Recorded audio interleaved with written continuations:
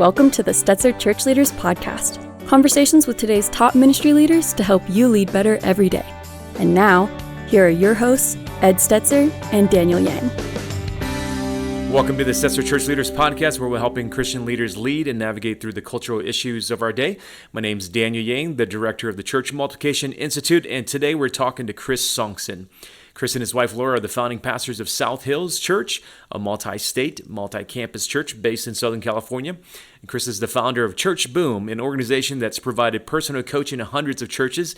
And he's also the author of several books. His latest is Saving Your Church from Itself, 6 Subtle Behaviors That Tear Teams Apart and How to Stop Them. Now let's go to Ed Stetzer, editor-in-chief of Outreach Magazine and the dean of the Talbot School of Theology. So great to continue our conversations. And today we'll talk with Chris, and we're going to talk some about saving your church from itself, as you've already heard, 6 subtle behaviors that tear teams apart and how to stop them. We're going to go through those behaviors. But first, Chris, you say that leader drift is, quote, the enemy's greatest strategy, unquote, and one of the most difficult challenges that churches face. So let's start there. What is leader drift, and why do you think it's so common? Well, leader drift is... Well, it's a word I made up. I like making up words. Me too. It's not really, but I define it as when there's a subtle, and that's the key word, Ed, is subtle. When there's a subtle change in an attitude or behavior of a team member toward the leader or toward the vision of the church. And so that's what leader drift is. It's the subtle behavior or attitude, and I think the enemy uses it in a great way because here you are leading a team, whatever size church or leadership or organization that you're leading. And we know, I think most of the time when we notice those subtle driftings, and I think it's those subtle driftings that tear teams apart. I always say that when the enemy takes a run at your church, he doesn't do it to those who attend it. He'll do it to those who lead it. And you gotta keep track and keep your awareness that if you notice a change in attitude and behavior, that's a leader drift. And it's always subtle. It's always a subtle thing. At least it starts off subtle. It never starts off blatant. Yeah, no, I agree. I think it's interesting. When Jessica emailed me, she suggested your book, and I hadn't read the newer book, which is Saving Your Church from Itself, but there's a prior book that called The Indispensable Church, and we're gonna kind of address both of those. But I thought of, this is going to be the kind of conversation that I think is going to really help pastors align, is language that kept coming back to me, align well from leaders and teams and more, and that's part of your theme there. But I really like the leader drift idea, and I want you to give me some examples. It starts subtle, but give me some examples, because you do in the book, but unpack them a little bit as well. What are some examples of leader drift? Yeah. So again, keyword being it is that it's subtle. Again, I always say this, man, you got to recognize it here, because by the time you recognize it over here and everybody else recognizes it's going to be too late. Right. Subtle. I think you have to start recognizing, is there a shifting in the conversations that happen in staff meeting? Is the person starting to come up with a little bit more judgment than they do solutions? Is there a difference in who they're connecting with? Are they starting to pull away a little bit? Are they starting to become a little bit more critical than they used to be? Are you noticing any of those subtle behaviors? I'll tell you one real quick. I give a quick example. I give it in the book. It happened to me. Yeah. I recognize the subtle behavior, and I'm going to tell you straight up, I did not deal with it when it was subtle. I dealt with it when it's too late, and I paid the price. But here's what I noticed. I told the person, I said, I noticed that when you and I, as someone on our team, on my team, I noticed that when you and I come together, you no longer bring a pen and paper. You used to always take notes when we talked, and you don't do that anymore. And I think it's because you think I have nothing else to teach you. And that was the early subtle sign. And you have to notice when something's shifting in the relationship between you and the team member. No, I think it's really important. And your journey to me is kind of fascinating. You and Laura, your wife, yep. You're the founding pastors of this church, and then you've shifted now to a different role with Church Boom, coaching pastors, rescuing churches, very much key to what you're writing more and more now. I love that. But in the midst of all this, I mean, this has been a really weird few years. So it seems to me that a lot of people have experienced leader drift, and just because there's so many things that are calling our attention and more. One of the chapters it's Saving Your Church from Itself is actually titled, quote, team alignment isn't a good thing, it's everything, unquote. Now, I got to tell you, I'm literally, we're recording this 2 days before I start my new job at the Talbot School of Theology as dean. And I'm going to start by talking about team alignment and how essential it is that we're there. So, but I haven't had to think that way for years because I've been here at Wheaton College Billy Graham Center. I've been on sabbatical for about a year, writing sabbatical. But I mean, we had team alignment. But starting new, I think about it. Part of what your book wrote, I mean, it was helpful to me because I'm going to use some of the principles in creating team alignment. But part of your thing is team alignment sort of drifts. It sort of goes away and has to be realigned. So what are the consequences of misalignment and how do you get to alignment? Yeah. Well, one thing I say just as a premise, excuse me, as a premise to the book or to that chapter is that alignment won't guarantee success, but misalignment will guarantee failure. Yeah. And that's good. You have to know, you start recognizing the misalignment, and misalignment again can happen through when they're not lined up with the vision, or that they're not lined up with you, or they're not lined up with the direction that they're going. Misalignment can happen when they begin to think things would be better if they were in charge. Hey, I love the church, I tolerate the leader. Whenever a feeling is starting to happen there, misalignment is taking place, and the misalignment, it creates so much damage. My good friend, and he's a coach of mine, Dan Ryland, always says that when a piece of fruit goes sour, it never becomes sweet again. So don't let it go sour. You got to recognize it early on. And misalignment is a devastating tool for the kingdom. And when you look at throughout Scripture, it happens to almost everybody. Yeah. Moses goes up, prays. 45 days later, they build a golden calf. Misalignment. You see it with King David and some of his friends. He said, I could have taken it from an enemy, but you were my friend. We walked to the temple courts together. They're recognizing the misalignment that's taking place between them and someone else. And again, you got to address that misalignment as quick as possible, because it's not going to guarantee, alignment's not going to guarantee success, but misalignment will guarantee the failure. Yeah. And I'm guessing you and I are somewhere around the same age, and there are some generational issues here as well. There are personality issues. Some people hearing this, saying that we got to make sure people are aligned, and when they start questioning this or that, people, their alarm bells go off. Well, are you saying that we should just have blind allegiance to the leader on the staff, which is not what you advocate for in the book? Again, let me remind everyone too, the book is Saving Your Church from Itself: 6 Subtle Behaviors That Tear Teams Apart and How to Stop Them.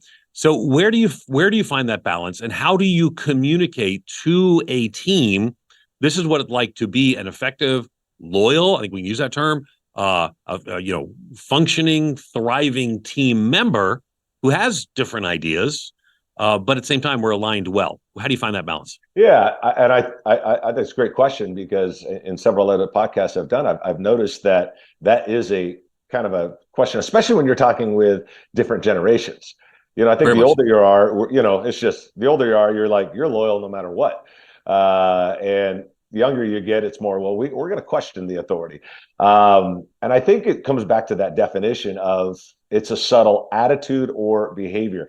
I don't think there's any problem disagreeing with someone. I don't think there's any problem having a different opinion. I don't think there's any problem having anything like that. What it comes down to is, what do you do with it? Do you start creating an attitude? Do you start talking to 2 or 3 other people in order to gain alliance upon your opinion? Right. Do you start having conversation? And when you start doing that, all of a sudden, I think that's when you start going over to the other side. I was teaching this to a group of what I would call, I don't know, leaders probably under 30, under 35. And I said, guys, you can have your own opinion, you can have your own whatever, but you cannot sabotage the leader. If you can't support him and you can't get behind him, then get off the team.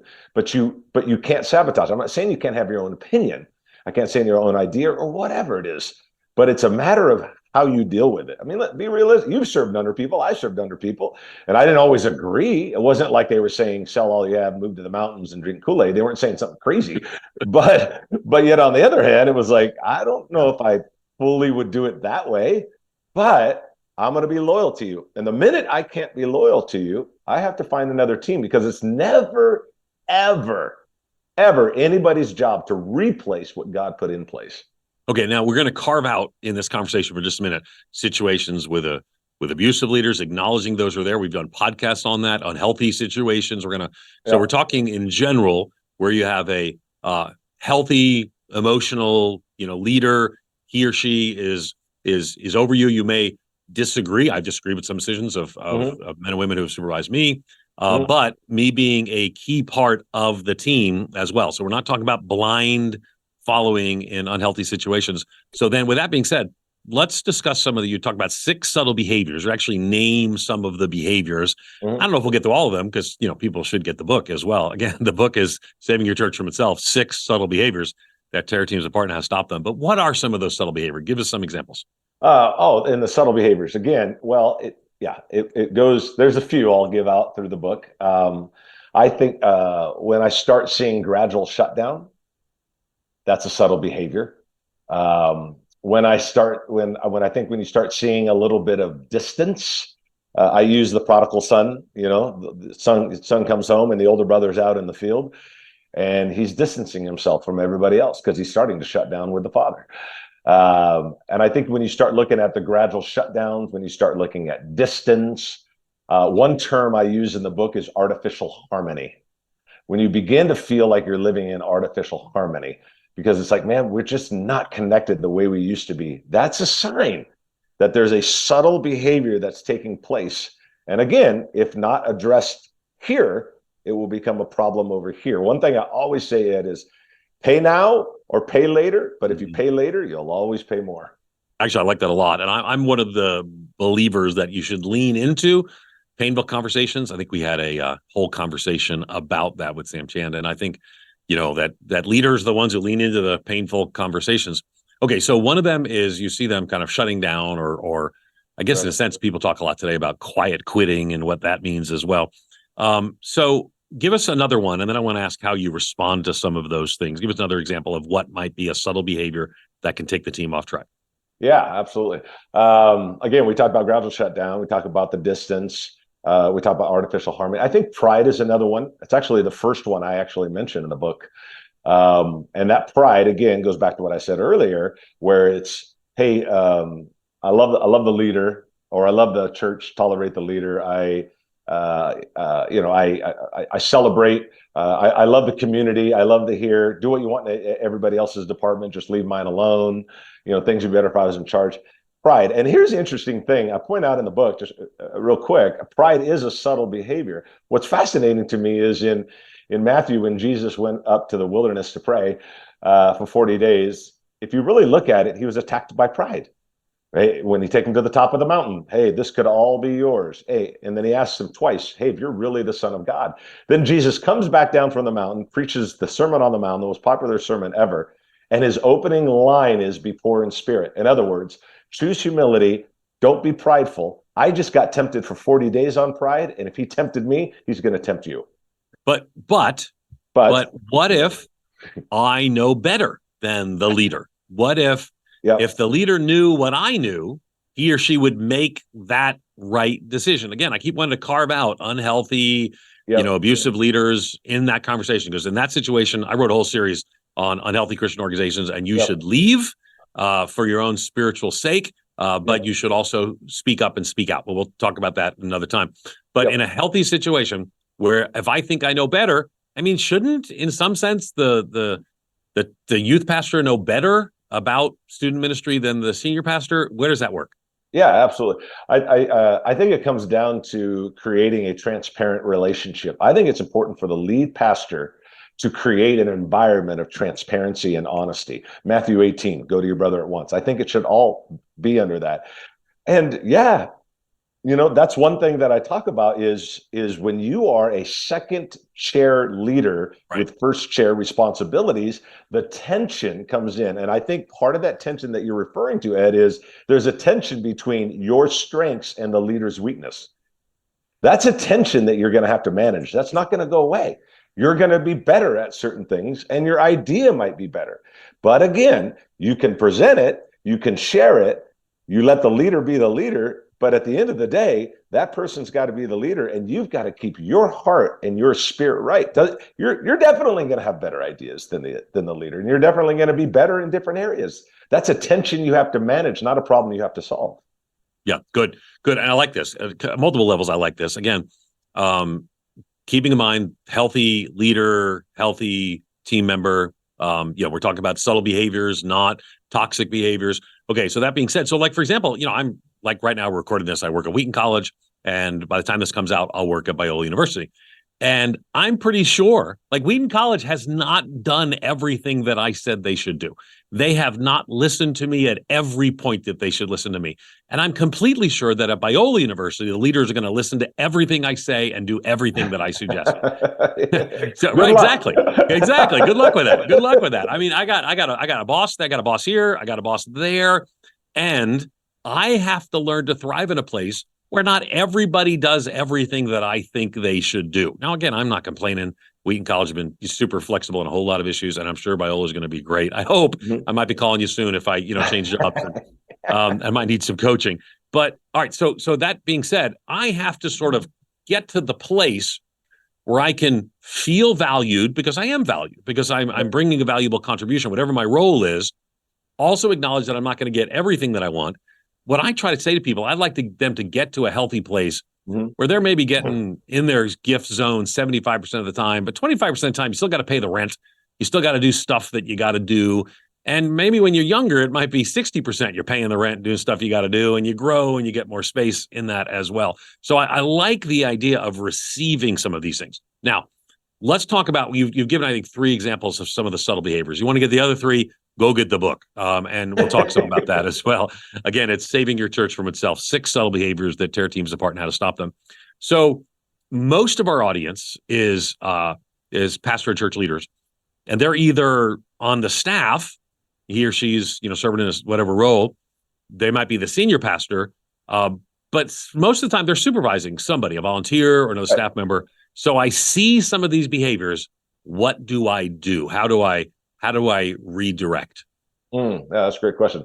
So, and what you're saying is, I see that in someone that I'm leading, and that could be, you could be the youth pastor, children's pastor, worship, lead pastor. I think that if you see those subtle behaviors, here's what I teach at. If you see those subtle behaviors, address them. How you address them is important. If you go in there blaming and casting and sort of judgment, I think that's a bad thing. I actually teach how to address it, and the 15-second version is, hey, Ed, I've been noticing that you're not in. It seems to me you're not involved with the staff as much. It seems like you're pulling back a little bit. Can you speak into that for me? I think it's so important to address it, to not ignore it. But I love when you just say, can you speak into that for me? It allows the person to start responding back, whether you're coming in judgment. Within 60 seconds, let the person start talking. And what's interesting, Ed, is because I actually did this a while back with a staff member. I said, can you speak into that? So the person went on for about 10 minutes. In the middle of it, they said the word, yeah, I know sometimes I can have an attitude, and they kept going. So I said, hey, let's go back to that word attitude. Let's not rush right by that. But the nice thing is, I already thought the person had an attitude, but now what's happening is they're the ones that said they had an attitude. I'm just asking them to speak about it more. But number 1, Matthew 18, go to your brother at once. If you see it in them, deal with it in a wonderful way, in a kind way, soft-hearted way, but do not let that conversation not happen because you're afraid of the conflict or you're afraid of the fallout. Yeah, because it is coming later if you don't do it now. If you don't 100%. Address some of the pain that's there. Now, again, I know. Matthew 18 in a healthy way, which is what we're talking about here. You see an issue, you go to them at the beginning of that issue as well. I will tell you, one of my favorite examples is someone who used to work with me, doesn't work with me anymore because she's doing great in a new situation, new role, unrelated to this. But we're having some challenges. She's like probably one of my top performers, if not the top performer. And I've got enough organizational history that people can't go back and figure it out. And I came to her and said, here's the challenge, though. You keep sort of getting to this place and sabotaging yourself. And I went through these things. And she said, I guess I am doing that. And we took a couple of times. And I said, listen, I want you to thrive. You're the best that we have at this. And I said, let's get some coaching in this area. matter of fact, I'll help pay for it, like me personally, because we didn't have a structure to do it. So I invested, and she had her invest as well. And I got to tell you, the best conversation we had was that conversation. It led to substantive change, and she was already great and got even better. And so, but I got to tell you, because she was so gifted, I think sometimes people are almost afraid to have conversations with gifted people, even though gifted people can sometimes have some lids. And I learned to personalize this from a guy, you'll never meet him. His name is Brad Wagner, and he was my boss. And I'm used to getting all these annual reviews that are always, nice and glowing. And he comes in and he has a nice glowing annual review. This is when I was at Lifeway. And then he says to me, and I was like, oh, man, that's really great. Thanks so much. And that's kind of what I'm used to hearing because I work hard and, whatever. And he says, but here are 6 things I want to talk about that I really think are causing you difficulty in your success. And so he had 6 things he had on a list. And he said, so which of these do you want to work on in the next year? And then for like, when we worked together for like a decade, every year we worked on some of these things. And I got to tell you, he was the best leader I ever had speak into my life in that way, because he wasn't afraid to have that conversation. I learned from him and had that conversation with one of my team members. So one of the key things in the book is leaning in. You don't use language leaning into the hard choices, but again, the book is Saving Your Church from Itself. But the subtitle, I think, is really key: 6 subtle behaviors that tear teams apart and how to stop them. Okay, so let's reverse this for just a second. What should team members do if they notice in their leaders some of these issues as well? Is there a place for that? What does that look like? Again, making the assumption these are healthy relationship, not toxic environments, all those caveats that I said earlier. Yeah, I definitely think there's a place for it. It's interesting, in Matthew 18, Jesus said, go to your brother at once. He didn't say go to your brother if it feels good, if it feels comfortable, if you think it'll turn out good, if he doesn't have a chip on his shoulder. It just says go to your brother at once. And I think that we have to, when we see that in a leader, the approach, obviously, you got to be cautious. And let's be realistic. You're thinking about your employment. I mean, let's just be honest. You're thinking like, I don't want the guy to get mad at me and fire me. I got a family I got to feed, or whatever the situation is. So that's realistic. But if there's the ability to talk to them, man, I think approach them and just say, hey, I love you. I'm for you. I'm loyal to you. I all of that. Here's just a couple things that I think you might want to consider. I mean, I've had to do that with people that were, supervising me, if you will, and just say, hey, there's a couple things I think you want to consider. I think it's worth doing. I don't think it's always easy. I think it can be very difficult at times and a little bit scary of what the result will be. But I don't see Matthew 18 giving us an out. I think that we have to do it. It's just a matter of, here's one thing I always say is live far away from mean-spirited as possible, but never enter into artificial harmony. You can't far away from mean-spirited as possible, but never enter into artificial harmony. Yes, absolutely. Yeah. And so you don't want to be mean-spirited, man. You want to be kind and nice, no matter what side of that coin you're on. Right. But you don't ever want to live in artificial harmony, man. That's just not going to work. And I think that's part of the kingdom being divided against itself, is played under the umbrella of artificial harmony. Yeah, and I think it's, and I want to emphasize to our listeners that the part that Matthew 18 that you're emphasizing here, I think is key, is go to somebody quickly.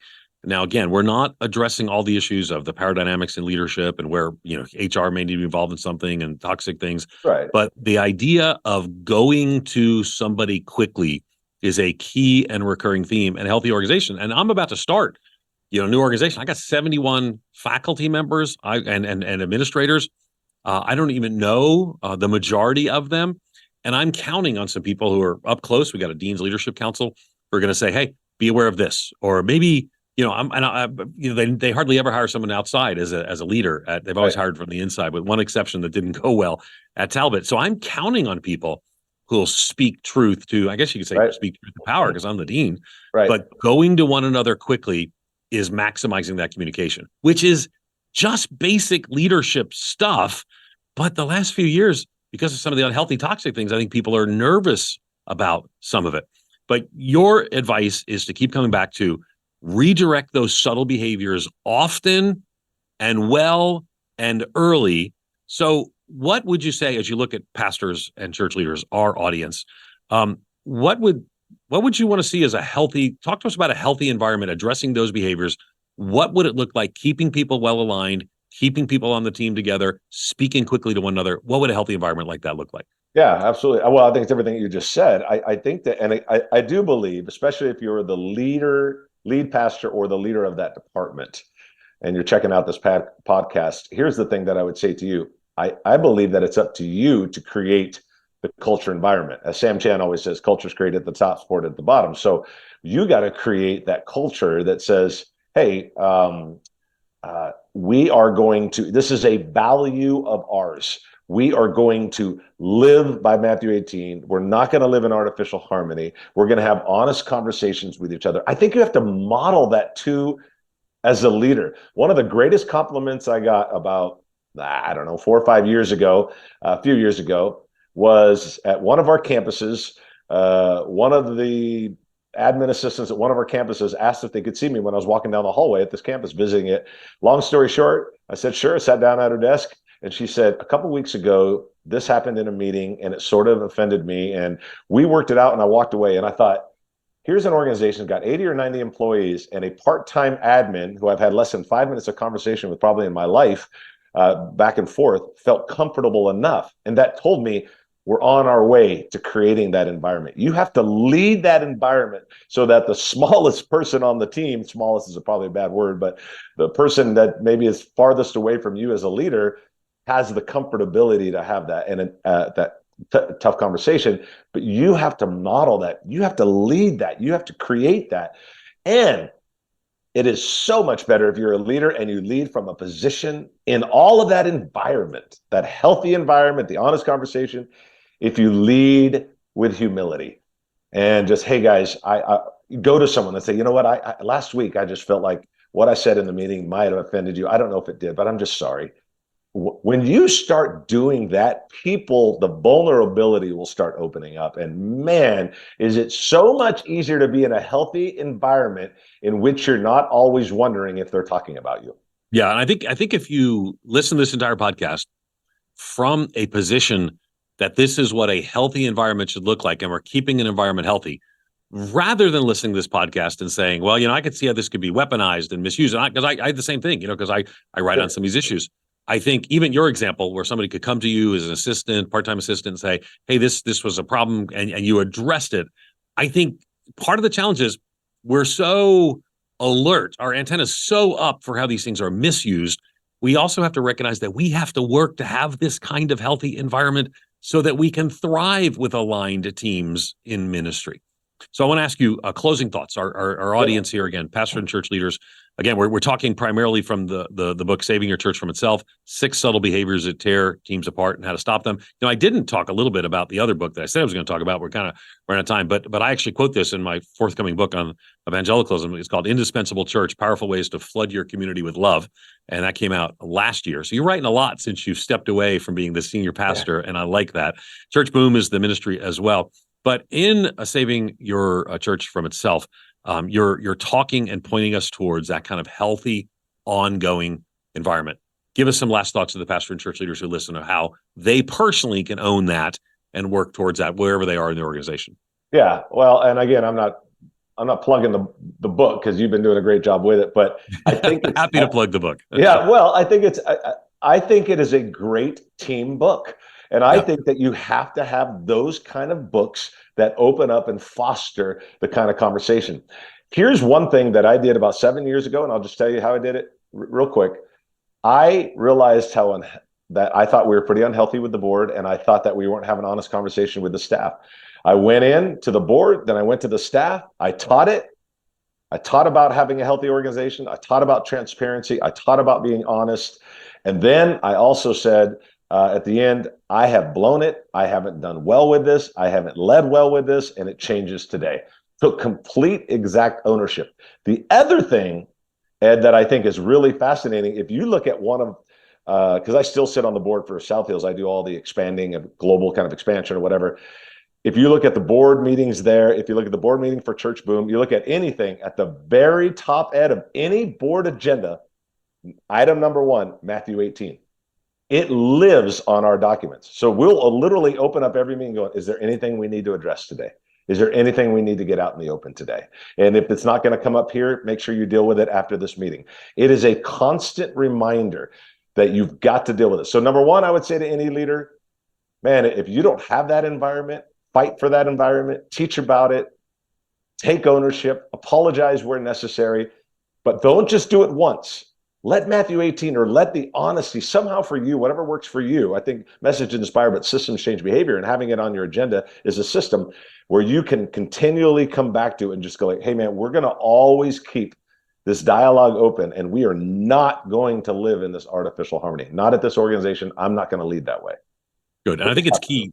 Remember, as you listen to this podcast and as you read the book, that, Matthew 18 starts, we often focus on the part where, confront, bring a friend, tell to the church, but it starts with go quickly and settle these things. The other place talks about settle these things outside as well. So super conversation. Thanks for taking the time to talk to us, Chris. Thanks as always for listening. Yeah, thank you so much. We've been talking to Chris Sonksen. Be sure to check out his book, Saving Your Church from Itself, 6 Subtle Behaviors That Tear Teams Apart and How to Stop Them. You can learn more about Chris at ChrisSonksen.com. And thanks again for listening to the Stetzer Church Leaders podcast. You can find more interviews as well as other great content for ministry leaders at ChurchLeaders.com/podcast. And again, if you found our conversation today helpful, we'd love for you to take a few moments, leave us a review that'll help other ministry leaders find us and benefit from our content. Thanks for listening. See you in the next episode. You've been listening to the Stetzer Church Leaders podcast. For more great interviews, as well as articles, videos, and free resources, visit our website at ChurchLeaders.com. Thanks for listening.